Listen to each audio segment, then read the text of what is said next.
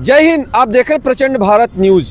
आज संगम तट पर आने वालों का तांता लगा है। दूर दूर से देखेंगे, ये देखिए लाइन लगी हुई है और इसी प्रकार से लाइन जो है चारों तरफ, प्रयागराज संगम तट के चारों तरफ, हर चारों यानी Mirzapur road, Rewa road, Kanpur road, Lucknow और बनारस रोड, हर तरफ से इसी तरीके से गाड़ियां दूर रोक दी जा रही हैं और लोग पैदल आ रहे हैं। इसी बीच में हमारे साथ प्रकांड विद्वान और एक मैं चौपाई कहता हूँ जो रामचरितमानस में है कि माघ मकर गति रवि जब होई तीरथी पति आव सब कोई। ये तीर्थ पति आव सब कोई, सब देवी देवता तीर्थराज प्रयागराज में अब आ गए हैं। उसी के साथ साथ उनके जो अनुयायी लोग हैं, ये जो जनता है, श्रद्धालु हैं, आस्था का केंद्र प्रयागराज में सब पैदल अपने अपने सिर पर, कंधे पर, ये देखिए सब ये जो हमारे साथ खड़े हैं, ये पंडित जी बैग लिए, ये सब चले आ रहे हैं। सर, आपका बहुत बहुत स्वागत है। आप प्रकांड विद्वान।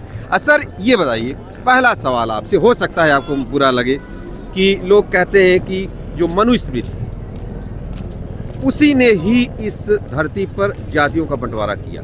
पहला तो प्रश्न हमारा ये रहेगा, जो पूछने कहने वाले हैं, हाँ। कोई पिता अपने पुत्र को बंटवारा नहीं करता। हाँ। पहला प्रश्न है। हाँ। मनु का संविधान कोई ऐसा नहीं है कि जो बंटवारा कर दे। हर जगह जोड़ा है। हाँ। मनुष्य स्मृति वह स्मृति है, हाँ। जिसमें कहीं भेद किया ही नहीं है। हाँ। हमारे यहाँ वेद कहते हैं, हाँ। ब्राह्मण सुमुख मासित बाहु राजन्य कृता उरु तदस जद वैश्य पदभ्यागु शूद्रो जाए। तो जब हमारा भाई है, हाँ। तो क्या पैर के बिना आप चल सकते हैं? क्या नहीं ना। तो हाथ बिना भी काम नहीं कर सकते हैं। हाँ। मुख बिना बोल नहीं सकते हैं। हाँ। तो कहाँ बंटवारा हुआ? ये कोई कहता है ये तो नेताओं ने बंटवारा किया। हाँ। ये आज के समाज जो विघटन के तट पर पहुंचे हुए जो समाज है, हाँ। वो बंटवारा कर रहा है। हाँ। न कि मनुष्य स्मृति बंटवारा कर रही है। हाँ। कोई पिता अपने पुत्र को बंटवारा नहीं कर सकता। हाँ। अपने पुत्र को रक्षा करना पिता का धर्म है। हाँ। हमारे यहाँ मनु ने कहा कि छोटा का काम है बड़ों को सेवा करना, आदर करना। हाँ। ये कहाँ का अन्याय है? हाँ। हमारे यहाँ हर पुराणों में दासो कहा गया है। हाँ। दास होना सबसे बड़ा माना गया है पुराणों में। कहाँ उसको विघटन किया गया है? हाँ। हमारे यहाँ विवाह में मांगर पूजी जाती है। हमारे यहाँ कहाँ से कहें, आपसे कहाँ तक कहें, यहाँ तक कि हमारे यहाँ मौर तक भी आता है। हाँ। तो कहाँ बंटवारा हुआ? हमको तो नहीं कोई दिखाई दिया।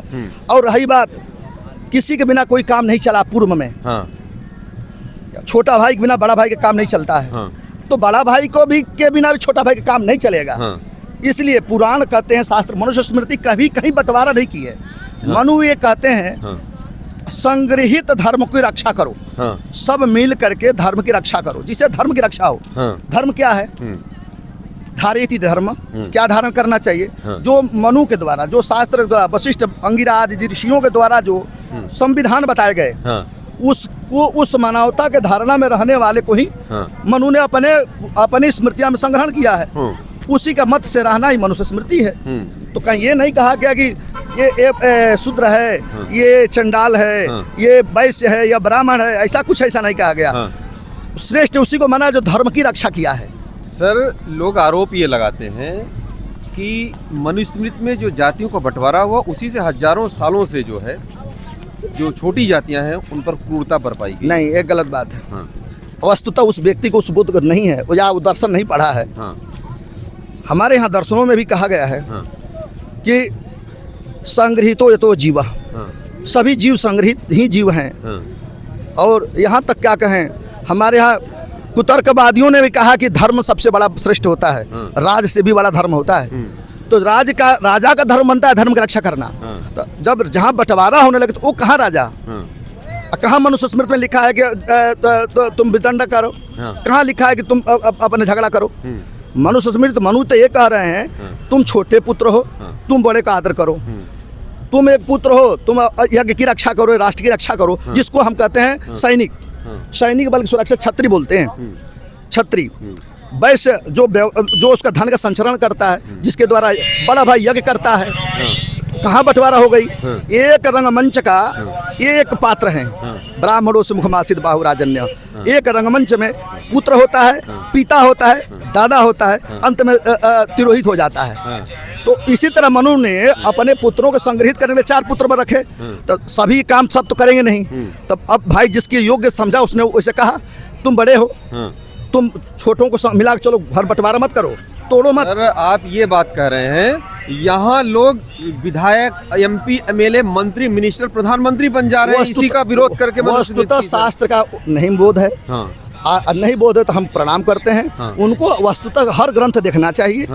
जो अनर्गल प्रलाप कर रहे हैं उसको नहीं करना चाहिए, जो टूट रहा है उसे जोड़ देना चाहिए। ये हमारा प्रार्थना है, क्योंकि संगम तट पर हैं, क्योंकि हम संगम मिलन को कहते हैं। जहाँ जीवों का मिलन होता है उसको संगम कहते हैं, और जहाँ हर प्रकार का मनुष्य आकर स्नान करता है वो प्रयाग है। तो वो उस प्रयाग में आप हमें मिले, हमें बहुत अच्छा लगा कि आपने ये प्रश्न किया।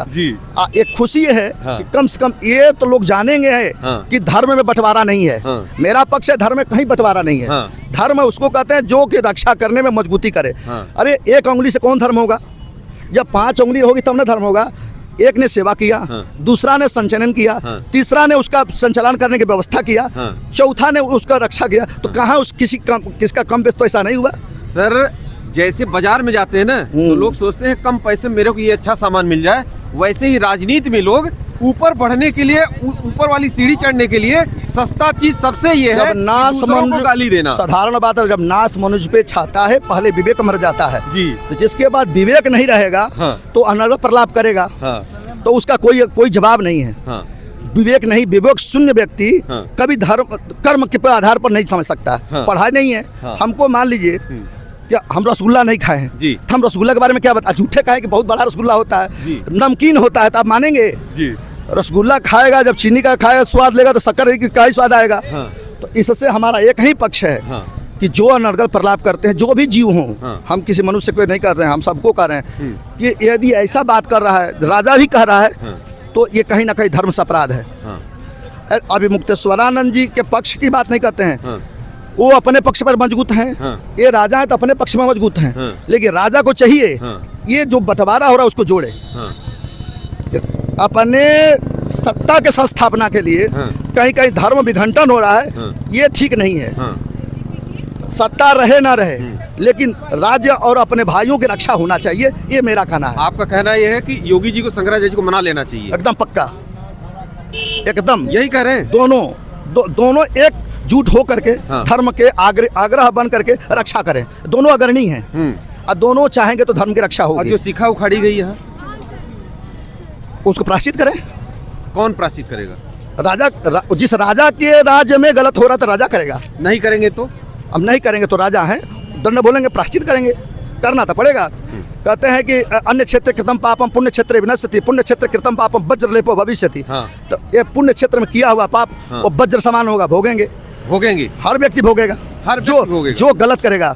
जिस राजा के राज्य में जो मानव से गलती होती है, त्रुटि होती है, वो राजा को भोगना पड़ता है, चाहे वो पशु ही क्यों न हो जी। उस जीव के अंतराल में जितने रहने वाले, राज्य में रहने वाले जो भी हैं, हमारे यहाँ ये मनु कहते हैं कि राजा के विधान में कहीं कहीं राजा को भी दंड देने का विधान आया है।